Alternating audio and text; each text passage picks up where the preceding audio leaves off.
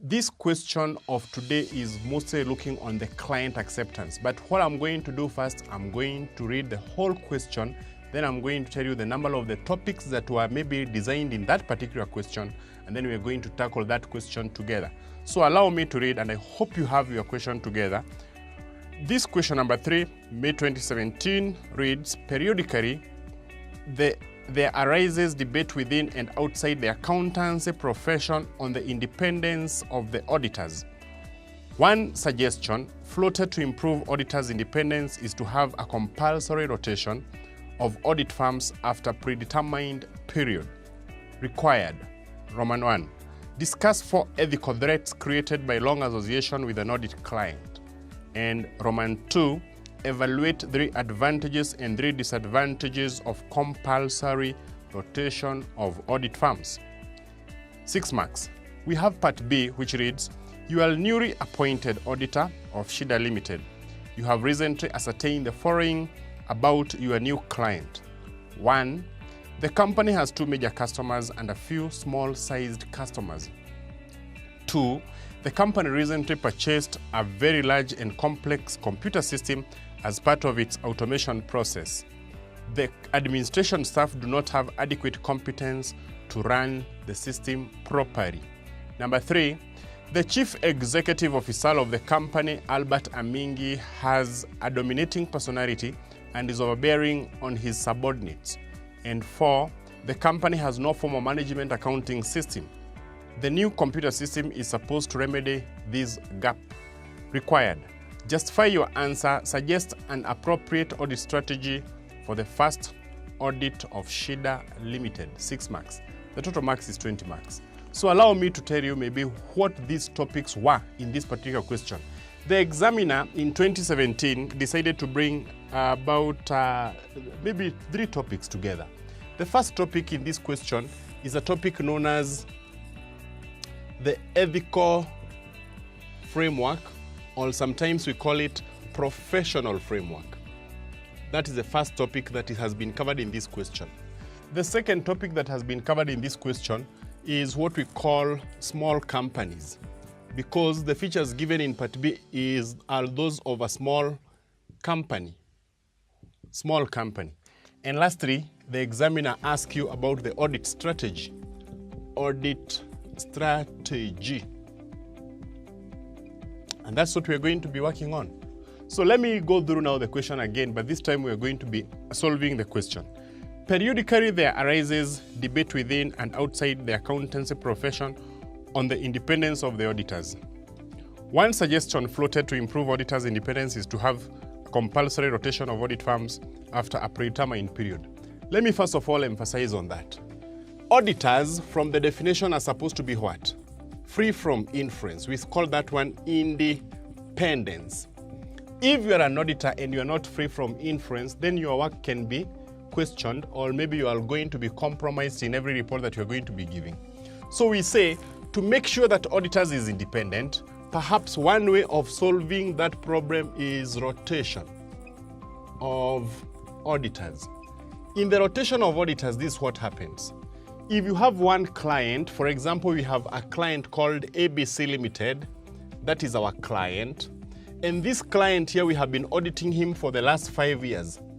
Then it is ideal that when you're auditing a company of this nature, the audit partner who was there maybe 5 years ago should be different from the audit partner who is going to be there or who has been there in the second maybe year. The third year should be a different auditor. The 4th year should be a different auditor. So we have about several auditors auditing that particular company. If you can be able to rotate your audit staff and the audit team such that we don't have one auditor auditing a company for a long period, a problem that is referred to as long association with the client or familiarity, then that is going to help the auditor's work, and the auditor's work is going to be more reliable. So if you do not rotate a partner or an audit team, what threats are likely to arise from that particular perspective? Before you answer this question, perhaps it is good you know the number of threats that are supposed to be associated with auditing. In auditing, we classify threats into 4 categories. We have threat number 1. We call it self-interest threat. We have threat number 2. We call it what? Self-review threat. Self-review threat. And threat number 3 is known as what? It's called familiarity threat. Familiarity threat. While threat number 4 is known as advocacy. Advocacy threat. Threat number 5 is known as intimidation. Intimidation threat. For each threat here, you need to know exactly what it means and maybe associate it with lack of rotation of audit firm. Usually, when self-interest arises, we say there is some benefits accruing to the client or to the auditor, benefits accruing to the auditor. So when you have benefits accruing to your audit firm as well as the audit staff because of engaging with a client, we refer to that as self-interest. Self-review arises when an auditor is re-evaluating his previous judgment in such a way that he is going to compromise maybe his objectivity. This one is when the auditor is re-evaluating previous judgment. Re-evaluating previous judgment. Familiarity arises when there is long association with the client. Long association with the client. Advocacy arises when you support the management or you promote the management position in everything that they do. You promote the management position. And intimidation arises when you are deterred from acting objectively because of threat. Deterred from acting objectively. Deterred from acting objectively by threat. So if you cannot act properly because there are some threats that maybe in your life or maybe in your work that you are working, then we call that intimidation. So if now you have that knowledge, you can go ahead and read the question with confidence. The question reads, discuss 4 ethical threats created by long association with an audit client. 4. If the examiner is asking 4 and you already know 5, automatically you can answer this question without any problem. Remember, we're looking about out of the 5, we look 4. We collect 4 which are supposed to be associated with lack of rotation of what? Lack of rotation of auditors. So if you don't rotate auditors, especially where the auditors have had a long association with the client, what are the major threats? The first and the most and the obvious threat is what we call familiarity threat. Familiarity threat arises because of a long association with the client in such a way that maybe you may have sympathy over that particular client. So one of the problem or one of the ethical threats in this question would have been familiarity. That would have come obvious. Familiarity threat. This arises because of what? Long association with the client such that subsequent maybe performances or maybe events will be creating sympathy over that particular client. When you have long association with a client without being rotated, you're going to have a lot of sympathy over the client, and that is going to be affecting your work or maybe your objectivity. That is one. Number 2, which is also very obvious, is this one, self-review. If I was the auditor of a company last year and I'm the auditor in the company this year, there is a high chances I'm going to be reviewing my own work when I'm going to start maybe auditing opening balances or maybe when I'm going to be reviewing or investigating a particular transaction. And that becomes item number 2, self-review. There is a high chance that the auditor is going to be reviewing his own work when he maybe maintained his audit position in a company for a very long time. The other case that is very, very possible is that of self-interest. Perhaps maybe the auditor, the reason why he cannot be rotated is because he's getting or he has accruing benefits arising from that client. So if you have a client and you're getting so many resources or maybe so many use of the assets of the company or maybe you're getting so many benefits, that can also maybe go ahead and trigger or maybe affect your audit position. So self-interest is also very possible. Self-interest threat arising from the benefits accruing from that particular client. Benefits accruing from that client. If now I have the first 3 here, I'm looking between these 2. Which one is likely to be arising because of lack of rotation of auditors? If you don't rotate auditors, I don't think the auditor is going to be deterred. But I know auditors can promote the management position because now they know the management and they are going to expose to what we call management threat. And that is the point number 4, advocacy threat. Advocacy threat is likely to arise whenever an auditor is going to be in a company for a long time without proper rotation of the auditor. So failure to rotate an auditor exposes an auditor to majorly two major threats, that is familiarity threat and self-review. However, if the examiner is requiring for four threats, then you can go ahead and say out of the 5 threats, the 4 which are very common or maybe common associated with rotation of auditors, lack of rotation of auditors will be familiarity, self-review, self-interest, and advocacy threat. And that brings us to the end of that particular part A, Roman 1 of that question. The question was reading, discuss 4 ethical threats created by the long association with an audit client. When you have a long association with a client, what is the threat that is likely to arise maybe in that particular company? One of them is familiarity, which is obvious. Self-review is also obvious. Self-interest and advocacy threat will also be other threats that may arise because of long association with the client. Having done that particular part of the threat, we can now move to the part B of that question. No, sorry, Roman 2 of that question. In Roman 2, this question says, evaluate 3 advantages and 3 disadvantages of compulsory rotation of audit firms. When we rotate audit firms in a client's company, what are the advantages and what are the disadvantages? Obvious, we are going to be eliminating what we are referring here as what? The threat, because now the auditor is not going to be in that particular case here. So what I'm going to put here, I'll put advantages here for you, and then we are going to argue them together. And then I'm going to put disadvantages here, disadvantages there for you. And then we are going to look about those advantages and disadvantages for compulsory rotation. Compulsory rotation. The first and the obvious is that when we rotate auditors, what happens is that there is going to be minimal familiarity threat, or familiarity threat is going to be eliminated completely. Remember, the auditor in this case is not going to be doing what? Is not going to be associated with the client for a long time. So in this case, we say point number 1, it eliminates familiarity threat. Familiarity threat. Because that is going to be minimizing or to be eliminating what we are referring as a long association with the client. So because of long association with the client and that which affects objectivity of the auditor, that is going to be eliminated completely. You're not going to be having a lot of sympathy with the client. So if we have to rotate auditors, that is going to help us a lot. Again, when you rotate auditors, maybe the previous auditor is rotated from the current auditor based on the controls, what we refer to as control within an entity. We say rotation helps to eliminate boredom, eliminates or removes boredom.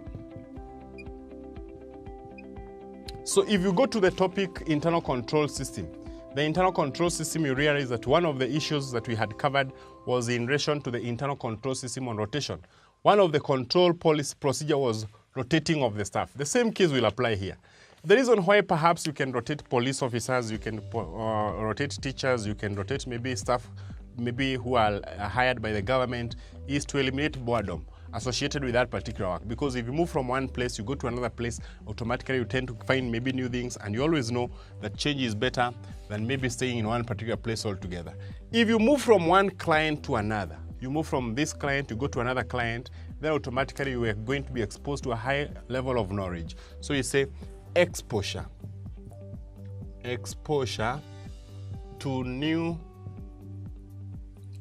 areas of audit, to new areas of audit, which means what? Which means more experience. Remember, you are going to be having a lot of experience if you are going to be rotated. In this case, we mean because you are moving from one company, you are going to another company, and moving to another company, you are going to get new challenges. That is going to put you with a lot of experience. So exposure to new areas of audits and experience. That is going to be very helpful. If we are going to be looking on the disadvantages, when you rotate the audit staff, what is likely to happen? There is going to be lack of continuity of the audit. If we had started something, for example, we had started something to educate the staff and maybe the management of the company on how to run the company and maybe to introduce best practices, those are going to be stopped. So we say it ends all removes continuity of an audit. Continuity of an audit. By continuity, I mean if you had started something as an auditor and you know that you're supposed to follow that particular activity all through, then that is going to be eliminated. So you cannot continue maybe helping a client because this case you're going to be changing to another particular area. Another case is that when you move from one client, you go to another client, you start from a fresh place. And we say, this one is going to be very costly because you're going to start maybe learning the client from a start or maybe from the scratch. So it is costly as the auditor is required to learn about a new client. If you go to the topic audit risk, you realize that one of the risks associated with audit is inherent risk. An inherent risk arises when you meet the client for the first time. That is called the nature of the engagement. So if you're auditing the client for the first time and you're lacking what we refer to as background information of that particular client, there is high chances that is going to expose you to a high risk of forming a wrong opinion. And that is going to be point here. It increases inherent risk or inherent risk due to lack of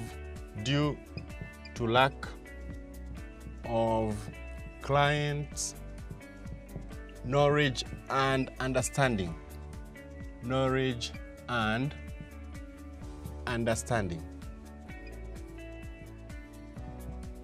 So if you're going to be auditing a client each and every time you have a new client, automatically the risk is going to be high of forming a wrong opinion. And that's going to put you to a lot of challenges. However, it improves quality because a new auditor is going to be checking your work. So if you have a new auditor coming maybe to replace you, then automatically he's going to be checking what you had been doing wrong and is going to approve that. So it will say it improves quality of the audit.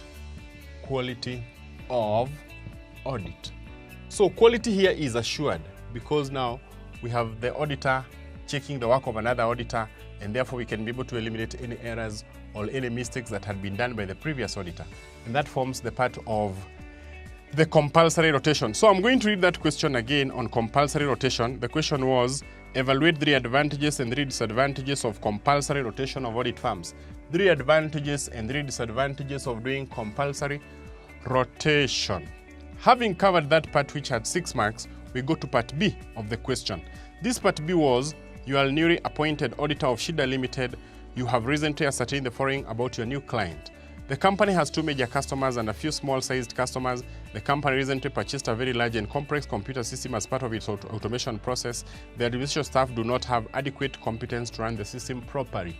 Roman 2 or number 3, it says, the CEO of the company or the chief executive officer of the company, Albert Amingi, has a dominating personality and is overbearing on his subordinates. The company has no formal management accounting system. The new computer system is supposed to remedy this gap. The reason why I had earlier stated that this one is a small company is because all those features are indicating the features of a small company or the characteristics of a small company. All small companies, and you need to know this, have one person who is likely to dominate. That is the major shareholder and who is also the CEO of the company. So small companies as well, because of lack of information and because of lack of maybe good resources, they use information system to collect details of the accounts. And so you'll find that the accounts, all of them are computerized. You may find that the management of a small company do not have knowledge, especially companies that have been started by sole trader who are the owners of the company. Most of them, even though they have maybe knowledge on how to run the company, they may not have knowledge on maybe how to account for the company. So the features given in this question, all of them are describing a small company. But that's not the question. The question is this particular part. They say, justifying your answer, suggest an appropriate audit strategy for the first audit of Shida Limited. Now, there are several things I'm going to pick from this question and which will help you. But before that, we need to know the number of audit strategy. When we are discussing about audit strategy, we say audit strategy can either be 1, risk-based. audit strategy. In the risk-based audit strategy, the auditor commences his audit by identifying the risk associated with an audit, and then he goes to check the financial statement of the company. Then we have another category called system-based audit approach. In system-based audit approach or system-based strategy, the auditor will commence his audit by first of all analyzing the internal control system of the company. And apart from that one, we have what we refer here as balance sheet audit approach or balance sheet strategy. In the balance sheet strategy, as the name suggests, the auditor will always start from the balance sheet working backwards, and he's going to be trying to maybe trace the transactions maybe to their origin.